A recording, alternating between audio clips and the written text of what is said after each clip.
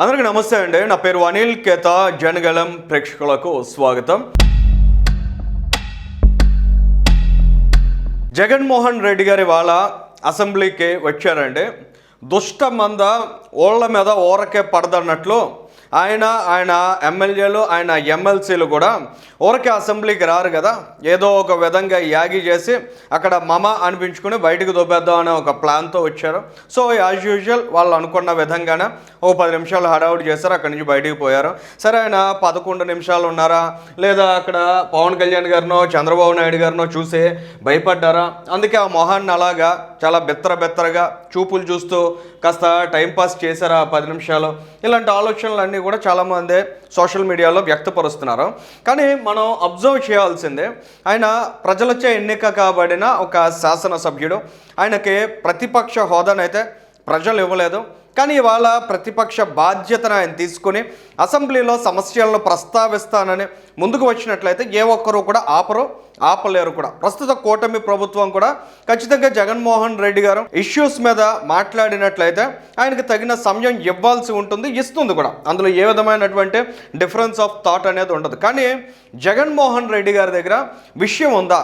ఆయన డొల్లతనం కారణంగానే ఇవాళ ప్రతిపక్ష బాధ్యతను ఆయన పోషించడానికి సిద్ధపడట్లేదా? కేవలం ప్రధాన ప్రతిపక్ష హోదా కల్పించాలనేటువంటి ఒక డ్రామా ఆడడం ద్వారా జగన్మోహన్ రెడ్డి అసెంబ్లీలో ఎదురయ్యేటువంటి సవాళ్లను ప్రశ్నలను తప్పించుకు తిరుగుతున్నాడా అనే సందేహం అయితే చాలా స్పష్టంగా కలుగుతోందండి.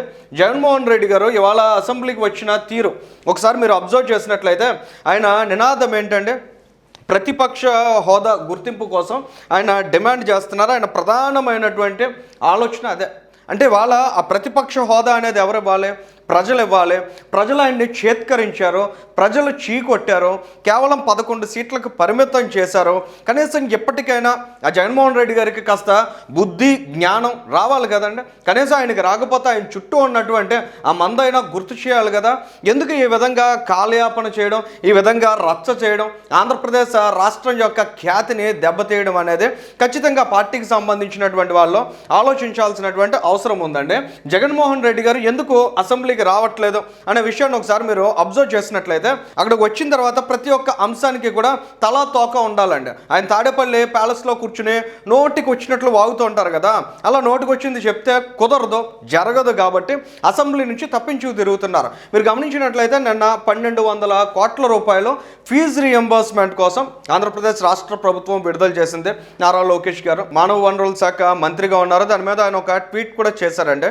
కానీ ఈ ట్వీట్లో మీరు అబ్జర్వ్ చేసినట్లయితే తల్లిదండ్రులకి విద్యార్థులకి భరోసానిచ్చే ప్రయత్నం ఆలోచన చేశారు తప్ప ఎక్కడా కూడా రాజకీయం చేయాలి దీన్ని అనే ఆలోచన ఆయన చేయలేదండి. కానీ ఇదే విషయాన్ని అసెంబ్లీలో ఒకసారి మనం ఊహించినట్లయితే 1200 కోట్ల రూపాయలు ఇవాళ కూటమి ప్రభుత్వం విడుదల చేసింది.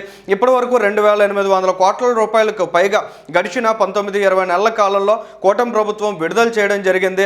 ఈ అంశాలను కూడా జగన్మోహన్ రెడ్డి నెగిటివ్గా చూపించే ప్రయత్నం చేస్తాడు. అసలు జగన్మోహన్ రెడ్డి ఆ రోజు ఉన్నప్పుడు ఉత్తుత్తి బటన్లు నొక్కేవాడు. ఆయన స్టేజ్ మీద నిలబడి బటన్ నొక్కేసా మీ అందరికీ డబ్బులు పడ్డాయంటే అక్కడ ఎవరైతే లబ్ధిదారులు ఉంటారో వారందరూ కూడా నోళ్ళు ఎల్లబెట్టేవారు. అసలు ఏంటి ఈయన బటన్ నొక్కాడు, మనకు డబ్బులు రాలేదు, కానీ ప్రతి ఒక్కరికి డబ్బులు పడిపోయాయి అనేటువంటి ప్రచారాన్ని ఆయన చేసుకుంటున్నాడని వాళ్ళందరూ కూడా ఆశ్చర్యపోయేవారండి. అలా ఉత్తుత్తి బటన్లు నొక్కిన జగన్మోహన్ రెడ్డి సుమారు 2800 కోట్ల రూపాయల మేర కేవలం ఫీజు రియంబర్స్మెంట్కి బకాయిలు పెట్టాడండి. మరొక 950 కోట్ల రూపాయలకు పైగా విద్యా దీవెనకు సంబంధించి బకాయిలు పెట్టాడు. ఇక పీజీ ఫీజు రియంబర్స్మెంట్ని జగన్మోహన్ రెడ్డి ఎత్తేసారు, ఆ విషయం అందరికీ తెలిసిందే. కానీ అప్పటికి అమల్లో ఉన్నటువంటి పీజీ ఫీజు రియంబర్స్మెంట్కి కూడా మరో 450 కోట్ల రూపాయలు బకాయిలు ఉన్నాయండి. అంటే ఈ మొత్తం మనం ఒకసారి అబ్జర్వ్ చేసినట్లయితే 4200 కోట్ల రూపాయలకు పైగా బకాయిలతోటి జగన్మోహన్ రెడ్డి కూటమి ప్రభుత్వం చేతుల్లో భారాన్ని పెట్టాడు. కానీ వాళ్ళ కూటమి ప్రభుత్వం వాటిని పెద్దగా ఎక్స్పోజ్ చేసే ప్రయత్నం చేయట్లేదు. ఆయన ఏదో తప్పులు చేశాడు, ఆయన ఏదో మోసం చేశాడని ఎలివేట్ చేసుకోవట్లేదు. వీళ్ళ బాధ్యత కాబట్టి, గవర్నెన్స్ అనేది కంటిన్యూస్ రెస్పాన్సిబిలిటీ కాబట్టి దాన్ని నెరవేరుస్తున్నారు. కానీ జగన్మోహన్ రెడ్డి లాంటి వాళ్ళు అసెంబ్లీకి వస్తే ఆ విధమైనటువంటి బాధ్యతాయుతమైన ధోరణితో నడుచుకోగలరా? ఆయన మైండ్ సెట్, ఆయన ఆలోచనలు, ఆయన బుర్రలో నడిచేటువంటి ఆరోగెన్స్ అనేది అటువంటి ఆలోచనల్ని యాక్సెప్ట్ చేస్తుందా అనేది ప్రతి ఒక్కరికి తెలిసినటువంటి అంశమే అండి. ఇక రెండో విషయం మనం చూసినట్లయితే నోటికి ఎంత అబద్ధం వస్తే అంత అబద్ధాన్ని వాళ్ళు ప్రచారం చేసుకుంటున్నారు. ఇవాళ సోషల్ మీడియాలో కావచ్చు, సాక్షి పత్రికలో కావచ్చు, ఇవాళ వైఎస్ఆర్ కాంగ్రెస్ పార్టీ అఫీషియల్ ట్విట్టర్ హ్యాండిల్లో పెట్టినటువంటి పోస్ట్ ఇదండి. అంతేకాదు సాక్షి పత్రికలో కూడా ఒక వార్తను ప్రచురించారు. దాని సారాంశం చూస్తే అప్పుల ఊబిలో ఏపీ రైతులు, దేశంలో రైతులు అధికంగా అప్పులు కలిగి ఉన్న రాష్ట్రాల్లో మొదటి స్థానంలో ఏపీ, లోక్సభలో కేంద్ర వ్యవసాయ శాఖ మంత్రి శివరాజ్ సింగ్ లిఖిత పూర్వక సమాధానం, ఇలా ఒక కంటెక్స్ట్ ని వాళ్ళు షేర్ చేసి వాళ్ళు చెబుతోంది ఏంటంటే ఇవాళ ఆంధ్రప్రదేశ్ రాష్ట్రంలో ఈ స్థాయిలో అప్పులు పాలైపోయినటువంటి పరిస్థితి ఉందని చెప్తున్నారండి. ఇక్కడ మీరు చూసారు కదా, 2,45,000 రూపాయలు సగటు అప్పు వ్యవసాయ కుటుంబానికి సంబంధించి ఉంది. కానీ ఇది ఏమన్నా కొత్తగా వచ్చినటువంటి అప్ప, లేదా ఈ ఏడాది ఉన్నటువంటి స్టాటిస్టిక్స్లోనే అది రిఫ్లెక్ట్ అయిందంటే 2023 సంవత్సరం ఫిబ్రవరి 15న దానికి సంబంధించినటువంటి న్యూస్ ఆర్టికల్ మనం చూస్తున్నామంటే ఇక్కడ చాలా స్పెసిఫిక్గా మనం గమనించినట్లయితే Andhra tops the table with each of it's farming house hold having an outstanding loan of 2.45 lakh followed by Kerala 2.42 lakh per year అనేది చూస్తున్నామండి. అంటే 2023లో ఉన్నటువంటి గణాంకాలే ఇవాళ 2026లో కూడా రిఫ్లెక్ట్ అయ్యాయి. ఇంకా వాస్తవంగా మనం మాట్లాడుకున్నట్లయితే వాళ్ళు పెట్టినటువంటి ట్వీట్లోనే చూస్తే 2018 సంవత్సరం అంటే అప్పుడు చంద్రబాబు నాయుడు గారు ముఖ్యమంత్రిగా ఉండేవారు. మరి అప్పటితో పోలిస్తే జగన్మోహన్ రెడ్డి గారి పరిపాలనా కాలంలో సగటు అప్పు అనేది పెరిగింది కదండి. మరి వాళ్ళకి కూడా అదే కొనసాగుతుంది తప్ప అంతకు మించినటువంటి భారం అయితే లేదు.